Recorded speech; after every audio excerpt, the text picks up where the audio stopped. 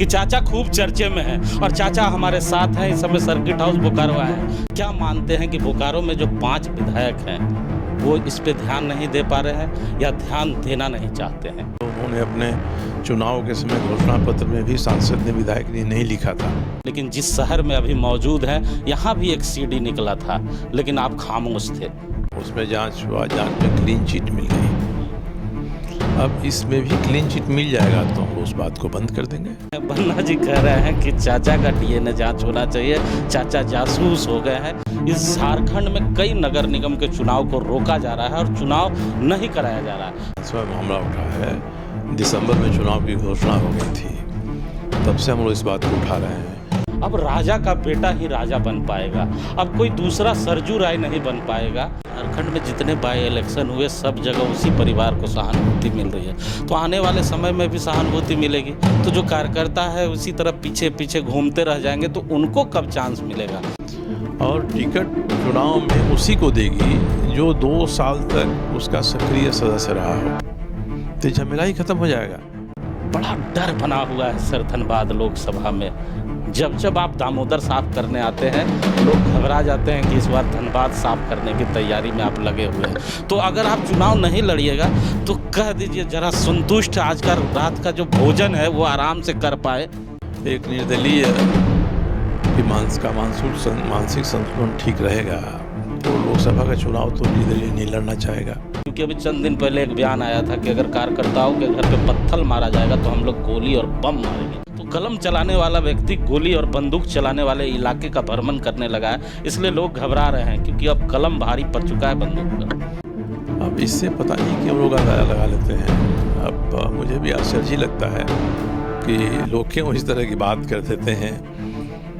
देखिए आजकल चाचा खूब चर्चे में है। जी हाँ, हम झारखंड के चाचा की चर्चा करने जा रहे हैं जिसे झारखंड के मंत्री ने करमचंद जासूस का भी नाम दिया है। जी हाँ, आजकल चाचा और भतीजे दोनों चर्चे में हैं। आजकल पूरे झारखंड में चाचा और भतीजे की ही चर्चा हो रही है और इत्तेफाक से चाचा और भतीजे दोनों जमशेदपुर के ही हैं। आज हम उस शख्सियत से आपको रूबरू कराने जा रहे हैं जिनके नाम की चर्चाएं पूरे झारखंड में है। हाँ, हम चाचा की चर्चा करने जा रहे हैं। आप सोच रहे होंगे कि आखिर किस चाचा की चर्चा हम करने जा रहे हैं, तो हम आपको बता दें कि हम जमशेदपुर से विधायक सरजू राय की चर्चा करने जा रहे हैं जो इन दिनों खूब चर्चे में हैं और उनकी अदावत लगातार मंत्री बन्ना गुप्ता से बनी हुई है जिसकी चर्चाएं हर रोज मीडिया में देखने को मिल रहा है। तो हमारे साथ बात करने के लिए झारखंड के चाचा हैं, जैसा कि लगातार मैं आपको बता रहा था कि चाचा खूब चर्चे में हैं और चाचा हमारे साथ हैं। इस समय सर्किट हाउस बोकारो आए हैं। चाचा, सबसे पहले जानना चाहेंगे कि बोकारो आगमन का कारण क्या रहा? दामोदर बचाओ आंदोलन के तहत दामोदर नदी को उद्योगों के प्रदूषण से मुक्त करना और शहरी आबादी के प्रदूषण से मुक्त करना ये उद्देश्य रहा है। औद्योगिक प्रदूषण से दामोदर अब 95% मुक्त हो गया है। बोकारो स्टील के अधिकारियों के साथ मेरी मीटिंग थी, उन्होंने भी स्वीकार किया। मैंने कहा कि जो 5% रह गया है उसको भी आप ठीक कर दीजिए। 3 साल पहले आपको ऐसा क्यों एहसास हुआ? बोकारो जिले में 5 विधायक हैं, 5 विधायक दामोदर के बारे में नहीं सोच पा रहे हैं। 3 साल बाद आपको एहसास क्यों हुआ कि मुझे बोकारो चलना चाहिए और दामोदर को बचाना चाहिए? क्या मानते हैं कि बोकारो में जो 5 विधायक हैं वो इस पे ध्यान नहीं दे पा रहे हैं या ध्यान देना नहीं चाहते हैं? ये दामोदर को प्रदूषण मुक्त करना किसी विधायक का काम नहीं है। न तो उन्होंने अपने चुनाव के समय घोषणा पत्र में भी सांसद ने विधायक ने नहीं लिखा था। मैं तो दामोदर बचाओ आंदोलन के मंच से अनेक साथियों को इकट्ठा करके 2004 से अभियान चला रहा हूँ। तो चाचा क्या मानते हैं कि नदियाँ अब साफ होती चली जा रही है, बेरोजगारी बढ़ रही है, इसीलिए आपने राजनीति में जो गंदगी है उसे सफाई का आप मिशन बना लिया है?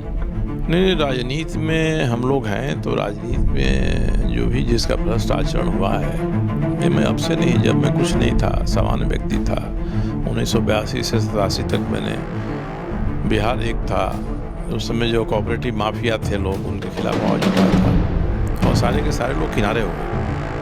उसके बाद हमारे मित्र लालू जी हैं, उनके बारे में भी हमने पशुपालन घोटाला उठाया था। उसके बाद मधु कोड़ा का मामला मैंने उठाया था। तो जहाँ भी हम लोगों को दिखाई पड़ता है कि राजनीति में कोई सवाल आ गया, सबूत आ गए, उसको मैं उठाता हूँ। लेकिन झारखंड में सर ये भी चर्चाएं होती है, आपने बड़ी मजबूती के साथ इस मुद्दे को उठाया है बन्ना गुप्ता का मामला का, लेकिन जिस शहर में अभी मौजूद हैं यहाँ भी एक सीडी निकला था, लेकिन आप खामोश थे। नहीं, जब सीडी निकला था उस समय कोई खामोशी की बात नहीं थी। मैं हर आदमी के घर में ताक झांक करके तो उसके ऊपर कोई बात नहीं करता हूँ। सीडी निकला, सीडी में मुझसे बेहतर आप वो जानते हैं क्या था, उसमें जांच हुआ, जांच में क्लीन चिट मिल गई। अब इसमें भी क्लीन चिट मिल जाएगा तो हम उस बात को बंद कर देंगे। आप बार बार राज्यपाल के पास जा रहे हैं, बार बार अलग अलग प्लेटफॉर्म से प्रचार प्रसार में लगे हुए हैं। बन्ना जी कह रहे हैं कि चाचा का डीएनए जांच होना चाहिए, चाचा जासूस हो गए हैं, कई तरह के मामले हैं और आप भी कई प्लेटफॉर्म पे इसकी चर्चाएं कर रहे हैं। तो क्या कारण क्या बात कर रहे हो, बात सही है। कोई एक बात उठती है तो उसको अंजाम तक जाना चाहिए। मेरा डीएनए टेस्ट कराना चाहते हैं तो मैंने तो कहा है कि रांची के सिविल सर्जन को, जमशेदपुर के सिविल सर्जन को आप मेरे पास भेज दीजिए, डीएनए जांच करा लिए।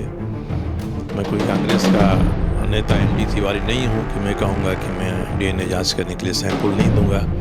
मैं तो घूम रहा हूँ, इंतज़ार कर रहा हूँ, और डीएनए टेस्ट के लिए डॉक्टरों को नहीं भेज रहे हैं, सैंपल लेने वालों को नहीं भेज रहे हैं। सर, इन मुद्दों से थोड़ा दूर लेके चलना चाहता हूँ आपको, क्योंकि आप झारखंड के दिग्गज नेताओं में शुमार हैं और आवाम आपको सुनती है जब आप बोलते हैं तो। लेकिन आवाम ये भी जानना चाहती है, कई ऐसे मुद्दे हैं जहाँ पर कई विधायक खामोश हो जाते हैं। पहला मुद्दा, जहाँ लोकतंत्र की हत्या की जा रही है। इस झारखंड में कई नगर निगम के चुनाव को रोका जा रहा है और चुनाव नहीं कराया जा रहा है, फिर भी किसी विधायक ने विधानसभा में इस तरह के कोई प्रश्न नहीं पूछती सरकार से।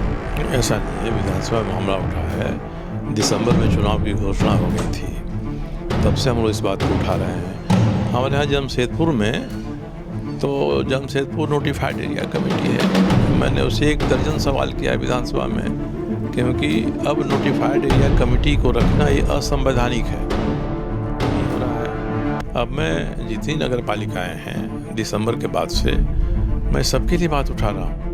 एक और प्रश्न है, झारखंड की राजनीति को जो गौर से अभी देख रहे हैं लोग, जितने भी बाई इलेक्शन हो रहे हैं, अब राजा का बेटा ही राजा बन पाएगा। अब कोई दूसरा सरजू राय नहीं बन पाएगा कि जमीन पे संघर्ष करेगा और आवाम उसे चुनाव जिताएगी। तो इसका समर्थन कितना आप करते हैं कि अब जो भी मंत्री हैं, विधायक हैं, अगर वो नहीं रहेंगे तो उनके बेटे को ही चुनाव लड़ाया जाए, टिकट दिया जाए या उन्हें मंत्री बनाया जाए? राजनीतिक दल है, आज क्या है कि चुनाव जितना महत्वपूर्ण हो गया है, आदर्श की बातें, सिद्धांत की बातें, ये नीति की बात, ये गौण हो गई है। तो उनको लगता है कि एक सहानुभूति फैक्टर होता है, हम टिकट दे देंगे तो हम चुनाव जीत जाएंगे। इसलिए चुनाव जीतने के लिए ही ये काम किया जाता है और सब करते हैं, इसमें सब करते हैं। सरजू राय इसे सही मानते? सही, हमारे सही मानने नहीं मानने की बात नहीं है। अगर किसी क्षेत्र की जनता सहानुभूति प्रदर्शित करना चाहती है किसी के ऊपर, तो उस पर जनता के विवेक पर हम लोग क्या सवाल उठा सकते हैं? झारखंड में जितने बाई इलेक्शन हुए सब जगह उसी परिवार को सहानुभूति मिल रही है, तो आने वाले समय में भी सहानुभूति मिलेगी। तो जो कार्यकर्ता है उसी तरह पीछे पीछे घूमते रह जाएंगे तो उनको कब चांस मिलेगा, अगर आपके जैसे नेता कार्यकर्ताओं का भी समर्थन नहीं करेंगे तो? देखिए, आप कार्यकर्ता की बात जो कर रहे हैं, चुनाव में भी कितने कार्यकर्ता को मिलता है और जीताऊ उम्मीदवार चेहरा हम खोज के लाते हैं। आया राम गया राम, किसी पार्टी से कहीं कोई जाता है। मैं तो 1998 से, जब से मुझे केंद्रीय स्तर पर भारतीय जनता पार्टी के चुनाव घोषणा पत्र बनाने की टीम में शामिल किया जाता रहा है, मैं पार्टी के भीतर भी और चुनाव आयोग को भी लिखा हूँ कि एक चुनाव के नियमों में केवल एक संशोधन कर दीजिए आप। जैसे अब चुनाव पार्टियाँ पंजीकृत हैं, रजिस्टर्ड हैं, जैसे कंपनियाँ रजिस्टर्ड हैं तो 31 मार्च तक का हिसाब किताब देती हैं, ऑडिट कराती हैं, वैसे ही केवल इतना बना लीजिए कि हर पार्टियां अपने सदस्यों का रजिस्टर रखेंगी, सामान्य सदस्य का भी, सक्रिय सदस्य का भी, और टिकट चुनाव में उसी को देगी जो 2 साल तक उसका सक्रिय सदस्य रहा हो। तो झमेला ही खत्म हो जाएगा। ऑडिट करे इसका। सर अंत में एक प्रश्न जानना चाहूँगा, क्योंकि मैं भी आपको सुन रहा था काफ़ी देर से।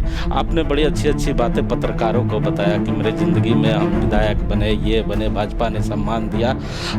बड़ा डर बना हुआ है सर धनबाद लोकसभा में। जब आप दामोदर साफ करने आते हैं, लोग घबरा जाते हैं कि इस बार धनबाद साफ करने की तैयारी में आप लगे हुए हैं। तो अगर आप चुनाव नहीं लड़िएगा तो कह दीजिए जरा संतुष्ट, आज का रात का जो भोजन है वो आराम से कर पाए, कि आपके आने के बाद बड़ा डर लग रहा है। अच्छा, 2004 से 4 छोड़ दिए, लड़ेंगे शुरुआती दिन था 4, 9 हुआ, 9 के बाद 14 हुआ, 14 के बाद 19 हुआ। इस पीरियड में तो मैं अभी से अधिक दामोदर केस को साफ करने के काम में सक्रिय था। कभी मैं चुनाव में दावेदारी तो मैंने नहीं किया, प्रत्यक्ष भी नहीं और परोक्ष भी नहीं, मगर उस समय भी ये सवाल उठते थे। तो चुनाव नज़दीक आ गया तो ये सवाल उठता है। तो मैं तो अब किसी पार्टी में भी नहीं हूँ कि कोई पार्टी वाला मुझसे डरेगा। निर्दलीय हूँ। एक निर्दलीय कि मानसिक संतुलन ठीक रहेगा तो लोकसभा का चुनाव तो निर्दलीय नहीं लड़ना चाहेगा। एक ही राय जैसे अपवाद होते हैं, उनको भी गठबंधन का समर्थन था। तो बिना किसी गठबंधन के समर्थन के आप निर्दलीय चुनाव लोकसभा का लड़ने की बात नहीं सोच सकते हैं। तो और दूसरा मैंने कहा कि मैं तो संतुष्ट पहले ही हो गया हूँ। अब मेरे मन में लोकसभा, राज्यसभा, विधानसभा जाने की कभी कोई बात नहीं आती है। ऐसी कोई महत्वाकांक्षा अगर थी तो शेष हो गई 2019 के चुनाव में। तो तब से तो मैं निश्चिंत हूँ। और मैंने कई बार कहा है, धनबाद भी जाकर कहा है कि न मैंने भाजपा में अर्जी दिया है, न भाजपा के किसी ने मुझे निमंत्रण दिया है। तो ये सब चीज़ें जब नहीं आती हैं तो कोई हवा में सोच लेगा कि अगले चुनाव में 2024 में भारतीय जनता पार्टी के मैं उम्मीदवार। लोग सोच रहे हैं, हम भी सोच रहे हैं कि सरजू राय कलम चलाने वाले व्यक्ति हैं और धनबाद में बम और गोली चलाया जाता है। क्योंकि अभी चंद दिन पहले एक बयान आया था कि अगर कार्यकर्ताओं के घर पे पत्थर मारा जाएगा तो हम लोग गोली और बम मारेंगे। ये झारखंड है, नेता बयान देते हैं, प्रशासन कुछ नहीं करती, वो अलग बात है। तो कलम चलाने वाला व्यक्ति गोली और बंदूक चलाने वाले इलाके का भ्रमण करने लगा है, इसलिए लोग घबरा रहे हैं क्योंकि अब कलम भारी पड़ चुका है बंदूक। देखिए, धनबाद विधानसभा, धनबाद लोकसभा क्षेत्र में 6 विधानसभा, मैं अधिक से अधिक जाता हूँ तो बोकारो और धनबाद।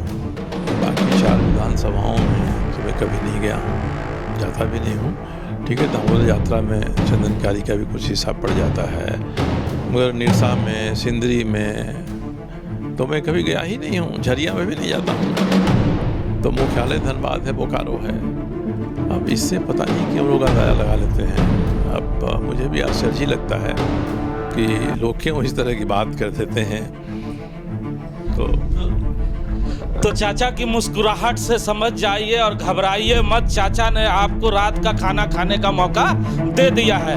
अगर आपके दिल में इस बार धनबाद चुनाव लड़ने का इच्छा है तो आप अपना फार्म लेके भारतीय जनता पार्टी के कार्यालय पहुंच सकते हैं, क्योंकि चाचा ने कह दिया है कि उम्र हो गई है। लेकिन याद रखिएगा, चाचा हैं, ऐसे ही नहीं बनना गुप्ता, बार बार इन्हें करमचंद जासूस कहते हैं। कब कहां से कौन तिकड़ा लगेगा और चाचा कब भारतीय जनता पार्टी में आएंगे ये किसी को पता नहीं चल पाएगा, क्योंकि ये मैं नहीं कह रहा, ये राजनीति करने वाले लोग कह रहे हैं जो चाचा को समझते हैं। कैमरामैन भोला के साथ सर्किट हाउस बोकारो।